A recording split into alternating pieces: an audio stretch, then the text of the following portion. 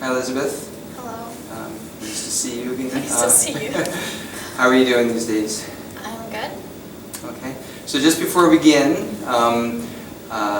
if you don't mind, I'm taking a course and I was going to videotape the course, or the session. And if there's any time during the session that you feel uncomfortable, that you want to turn off the video camera, we'll of course turn it off and there's no problem. Do you understand that? Yep. Okay. And also any information that you tell me is completely confidential. Okay. Nobody else will hear this. It won't go beyond us at all. Okay. So any questions or concerns? No. Okay. All right. So you said you wanted to talk to me about something, and would you like to, could you tell me? Yeah. So I have a boyfriend, and we've been dating for like a pretty long time, like a year and a half. And there's just been like a couple times where he's kind of become like a little aggressive, but just like last time, like he kind of like shook me and kind of put me up against a wall, and like I hurt my head. Like I just don't really know what to do because I don't want to tell my parents because like I really I love him, and I just don't want them to become like overbearing, and like I don't want them to, because like I know he's a good guy, but they don't really know that if I just tell them that what he did. So I just don't really know what to do. So you've been dating him for a year and a half. Mhm. You love him. A couple of times he's been a little bit, one time for sure, while a little bit angry, and you don't want your parents to interfere. No. Okay.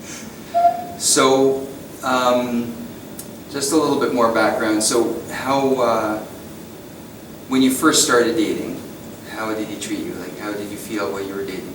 Great. Like, he's amazing. He's really, really nice. It's just, like, it wasn't even in the beginning of our relationship, but just, he would just get, like, really angry. Like, he has a temper.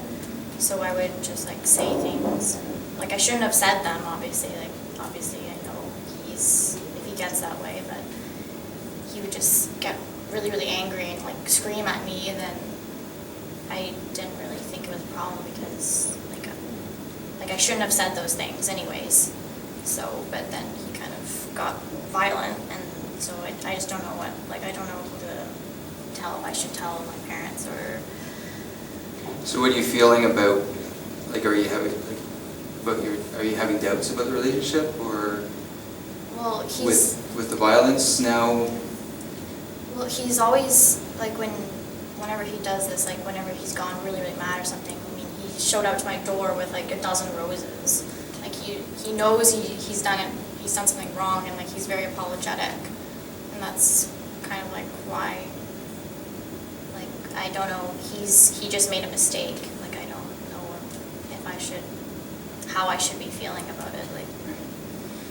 So, when the first time this happened, so you were talking about he was yelling at you for something you had said. Yeah. Do you have an example of what you had said? Like, well, yeah. What turned them off? Yeah. Well, he goes to university, so he's not like around. But like I went to lunch with another guy, kind of thing, just because like we're just friends, obviously, nothing, anything. But then like I told him that, and he got really angry. Like obviously, like it just kind of rolled off my tongue. Like I shouldn't have said that, but like that's just the kind of things he would get angry at. Okay.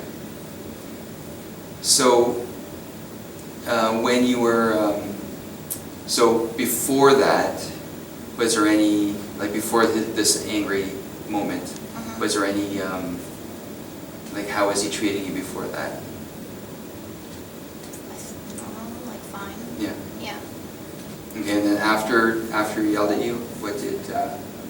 Well, how did he act? Well, he was, because like obviously I got really upset whenever he yells at me, whenever anybody yells at me. So he knew I was upset, and then he apologized and was like really apologetic.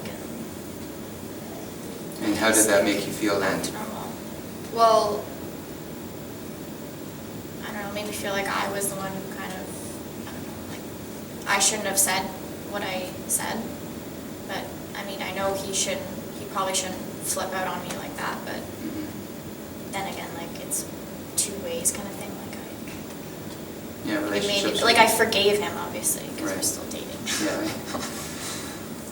And so then how long was it between that first episode to when he pushed up against the wall? I don't know, it's kind of the last couple of months, it's like kind of progressed. Okay. And so how has he been treating you up, like before he pushed up against the wall? Like what led, like how was he reacting to you, reacting towards you, leading up to that episode? Well, he was fine, like I mean, it was just because, like, he had planned, like, a really nice, like, evening kind of thing and date, and, like, we had been planning it for a while, and then, like, my family had to do something else, so then he got, like, really angry and was like, how could, but, like, it kind of was out of the blue, like, I mean, we were planning this great evening, so we were fine, we were normal, and then, like, everything just went downhill, like, really quickly. I see. So it was just a surprise, something came up in the family and you had it to... wasn't like he's been getting mad at me or something. It just happened like that. Okay.